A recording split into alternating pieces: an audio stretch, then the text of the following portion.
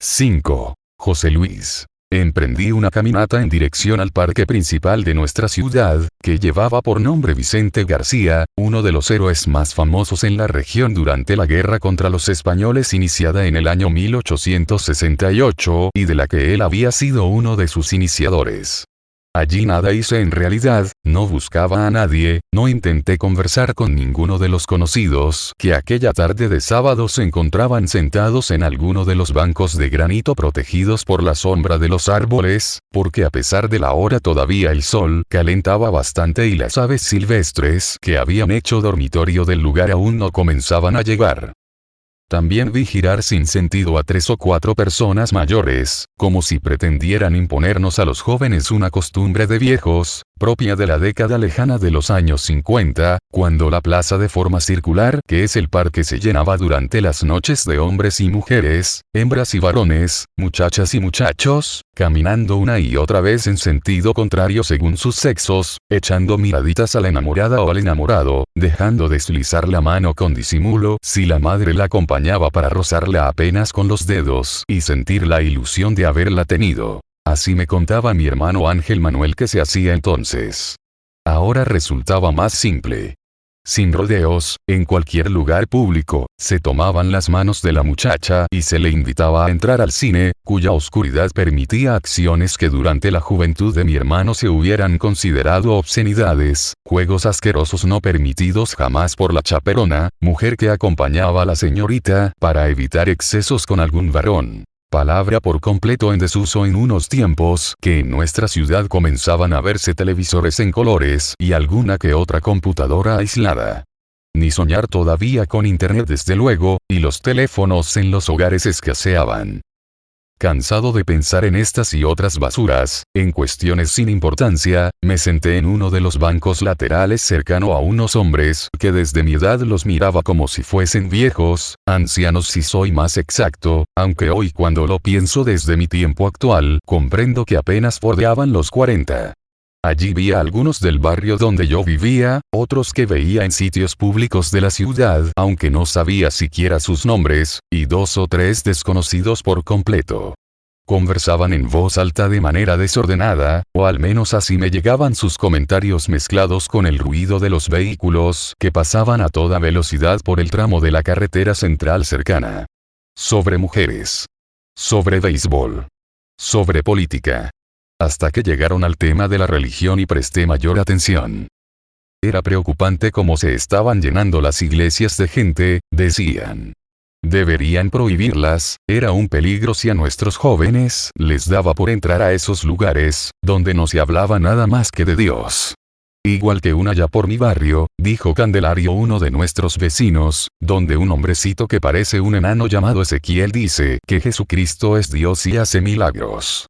Le hacen creer a la gente que Cristo salva, recalcó con desprecio uno al que llamaron Servelio, alisándose el pelo hacia los costados, y el mulato Marcelino sonrió pícaro.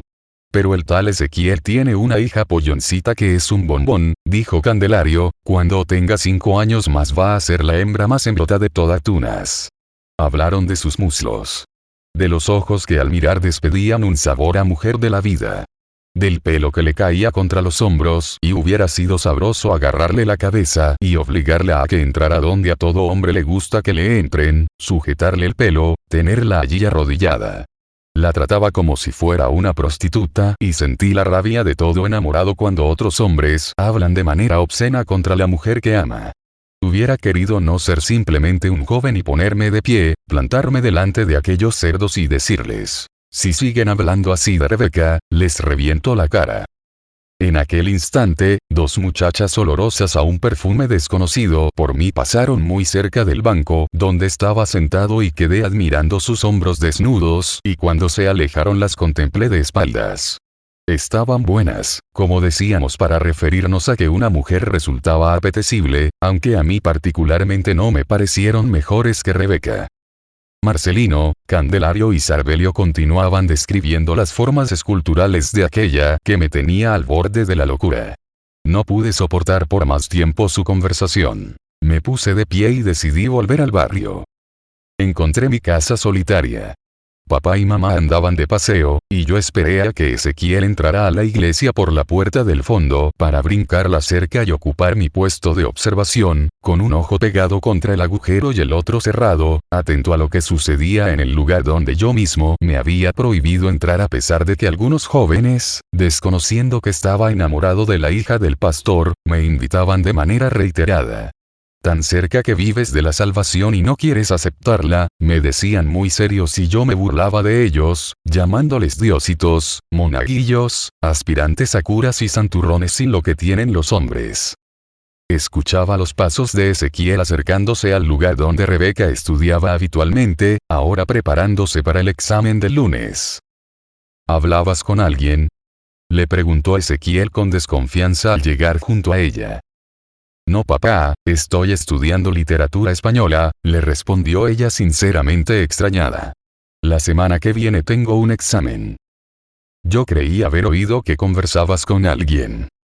Es que tengo que hablar en voz alta para aprenderme las cosas. Ezequiel comenzó a alejarse hasta desaparecer dentro de la casa, y decidí arriesgarme. Si como se decía ahora, muchos estaban saliendo del closet, ¿qué más daba que yo saliese de mi escondite y le diera la cara a Rebeca? Pasé al patio de mi casa, de ahí crucé la cerca de tablas podridas que nos separaba y me coloqué junto a la persiana metálica, en un lugar que de haber escuchado mis pasos estero Ezequiel, me hubiese resultado bien simple desaparecer por el fondo sin ser descubierto. Rebeca, acércate a la persiana que necesito hablarte. Le dije con voz de mando. Ella alzó la cabeza, quedó ensimismada y poco a poco fue levantándose de su puesto. Cuando estuvo cerca de mí noté que temblaba. José Luis, no seas loco, te dije ayer en el aula que no siguieras asomándote por la persiana, que si papá te sorprendía ibas a provocar un problema entre él y tu padre. Desde hace unas cuantas semanas me escondo en las noches que, como ustedes dicen, dan cultos, y me pongo a oír a Ezequiel tratando de explicarme eso que me hablaste de la vida eterna.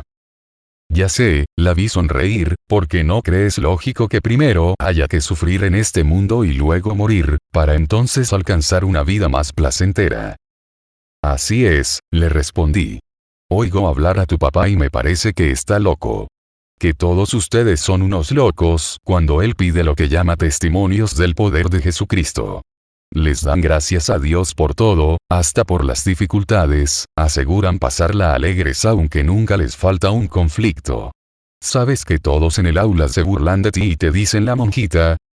Ella se mordió los labios, quizás para evitar responderme con alguna ofensa. Y tú también, desde luego, dijo con tristeza. Yo no. Ya no te digo monjita aunque antes sí te lo decía. Ahora no. ¿Por qué ya no lo dices? Temblaba su voz, ansiosa. Porque estoy enamorada de ti de verdad, como nunca lo estuve de muchacha alguna, y si no fuera por papá y mamá que los odian a ustedes, ya hubiese entrado a la iglesia. Por papá y por todo lo que me arriesgo a perder. Quedó en silencio y yo también callé, conformándome con mirarla. No era ninguna mujerzuela como decían Candelario, Sarbelio y Marcelino, no iba a convertirse en ninguna jinetera buscadora de extranjeros cuando terminara el preuniversitario como le oí decir a Rogelito, el enano que jugaba a la pelota con nosotros los del barrio. Mientras ella pensaba, yo también. En lo que me arriesgaba a perder si me atrevía a entrar en la iglesia. Las aspiraciones de vivir como la mayoría de los jóvenes de mi edad, teniendo 2 o 3 novias los que podían, o ninguna los que no ocultaban que se masturbaban recordando a las profesoras tan jóvenes como nosotros que enseñaban sus muslos y hasta los tangas cuando se sentaban frente a nosotros a pasar la lista. No más fiestas en las tarimas populares, donde como decíamos se ligaba por una noche, le dábamos unos cuantos apretones a la muchacha y luego se la poníamos en la mano y ella la amasaba. No más ron. No más cigarrillos. No más libertades. Como decía Ezequiel, el cristiano debía vivir en santidad y por lo tanto, yo jamás sería cristiano. Lo mío consistía en convencer a Rebeca que dejara de serlo. ¿Qué tú buscas conmigo?, me preguntó como si adivinara mis pensamientos. Estuve a punto de confiarle la verdad, pero hubiera sido la mayor de las tonterías de mi parte. Mis esperanzas estaban en que un día lograra convencerla de que ese del que ella estaba enamorada no la quería, porque si la quisiera hubiese ido a hablar con Ezequiel. Convencerla de que mis intenciones eran buenas y meterla una tarde cuando regresáramos del preuniversitario en el bosque de pinos, y gozarla como una hembra. Así de contradictorias eran mis pasiones por ella. Anda, dime qué buscas de mí, dijo, y me sentí presionado. Consideré que lo más conveniente sería responderle mezclando mentiras con verdades. Tu hermosura, pensé decirle, la gracia cuando cantas, que es la misma cuando caminas, cuando mueves tus caderas como si fueras una reina. También busco que me expliques esas locuras que habla tu padre sobre el amor. Aunque de pronto, se me ocurrió que mejor se vería como una de las integrantes del cuerpo de modelos de la Casa de la Cultura Tomasa Varona, en la exposición de modas femeninas que todos los meses organizaban en la improvisada pasarela de la Casa Azul, ataviada con un vestido de estrechos tirantes, amplio escote y espalda al descubierto. Luego exponiendo una truza de 2 piezas que permitiría descubrir por completo el cuerpo y al final, un minúsculo short que según diría el narrador del espectáculo, pondría a temblar a los ancianos. Todo pensé decírselo aunque no me atreví, creía estar volviéndome loco. Como ella comprendiera que no le respondería, lanzó contra mí un ataque demoledor. Llegar a ella no resultaba tan simple para mí, me advirtió, confesándome por vez primera que era yo el joven del que estaba enamorada. No pude hablar. Sentí que una corriente fría, más que frielada, recorría todo mi cuerpo mientras ella continuaba hablando. Estaba siendo contundente, devastadora contra mí, abusando de la indefensión en que me había colocado al decirme que era yo por el que esperaba, pero no el yo de ahora, sino otro diferente a pesar de que iba contra las reglas cristianas. La oí afirmar que el amor no es simple tañido de una campana ni el hablar candoroso de los ángeles, y en ese instante no se me ocurrió burlarme aunque luego, mientras estaba comiendo en mi casa el habitual potaje con arroz blanco y un huevo frito de las tardes, me daba rabia no haber entrado a la iglesia, cogerla por un brazo, estrujarla contra mi cuerpo y obligarla a que me entregase su lengua. En aquel instante que ella me hablaba, separados por una simple persiana de aluminio, no se me ocurrió pensar que su padre era tan pequeño como el enano Rogelito, ni burlarme porque en sus discursos, como entonces yo le llamaba los sermones, alertaba acerca de la existencia de un gigante capaz de acumular en su cerebro los conocimientos de la ciencia humana y en sus músculos todo el poder de los forzudos del mundo, un enorme gigante con poder suficiente como para aplastar a millones de hombres a la vez y hasta de vencer a miles de leones hambrientos. Mientras ella me hablaba del amor verdadero, recordé a Ezequiel acomodándose los espejuelos en la nariz en tanto revelaba que el gigante poderoso tiene de todo, menos la bondad característica de los hombres de bien. No se conmueve con la ceguera de una anciana, no sufre por el llanto de un niño huérfano, ni perdona la debilidad de un ciervo caído en una de sus trampas. Me daba risa que repitiera una y otra vez que ese ser maligno era nada menos que el diablo. Te he visto escondido estas últimas noches detrás de esta misma persiana, escuché de nuevo a Rebeca, oyendo los sermones de mi padre. Y si vienes contra mí como el gigante del que habla él, debes saber que a ese gigante le falta el amor que es benigno, sufrido y nada jactancioso. De eso habla mucho tu padre, le dije.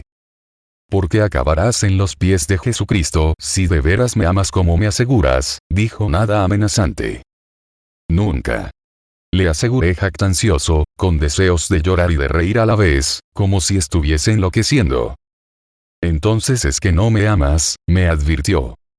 Sentí deseos de responderle que lo único que buscaba era tenerla conmigo entre mis brazos, desnudarla por completo y romper el sello de su virginidad para que luego de su grito disfrutásemos del sexo sin freno alguno. En cambio, las palabras que salieron de mi boca fueron diferentes a mis pensamientos.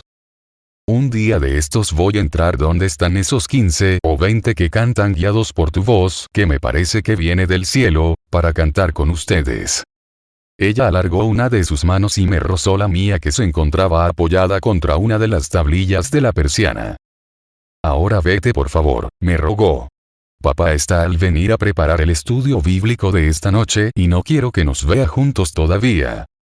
Con deseos de entrar donde ella estaba, mis pies no me obedecieron.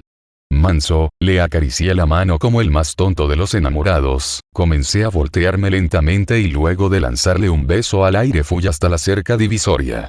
Ya ella no estaba detrás de la persiana.